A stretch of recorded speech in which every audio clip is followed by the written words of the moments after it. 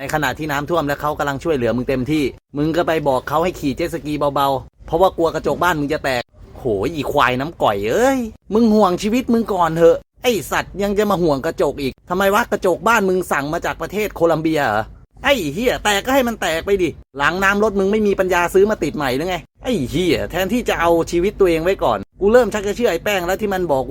อกให้อพยพตั้งนานแล้วแต่ว่าประชาชนไม่ยอมไปเพราะว่าห่วงบ้านห่วงทรัพย์สินอีกเรื่องหนึ่งอีเพจควายแดงตัวเมียนั่นก็ช่วยเหลือน้ำท่วมก็มาตามหาสสสีส้มเรียกหาแม่มึงเหรอเปิดมาเขตนั้นสีฟ้าสีน้ำเงินเพียบเลยต้องไปตามหามันนี่บัดดี้มึงไม่ใช่เหรอเคยผสมพันธุ์จูบปากกันนี่กูว่าจะอยู่นิ่งๆแล้วมันไม่เกี่ยวกับสสนะจริงๆอ่ะไอ้เหี้ยไม่ว่าใครจะเป็นรัฐบาลตรงนั้นมันก็ต้องท่วมเพราะมันเป็นพื้นที่แอ่งแล้วภาคใต้มันฝน8 แดด 4อยู่แล้วตามหาเก่งจริงๆเขาเป็นโคตรพ่อโคตรแม่มึงเหรอตามหาจังเลยตอนพ่อมึงเด้าท่าหมานี่น่าจะหลั่งสารความโง่ใส่ตัวแม่มึงมาด้วยนะเนี่ยไม่งั้นมึงไม่มาโชว์โง่อยู่ในเพจอย่างนี้ของมึงหรอกอีเหี้ยเจอตัวกูจะตบให้เขาเล้าลามยันไปง่ามหีเลยอีดอกทุกคนคะแม่มึงอ่ะเห็นหน้าแล้วกูอยากจะไรเดอร์คิกคลิปหายกูยังเซฟรูปหน้ามึงไว้อยู่เนี่ยก่อนนอนว่าจะเปิดเว็บชักว่าวเลื่อนมาเจอรูปมึงแล้วควยกูหดเลยไอ้สัตว์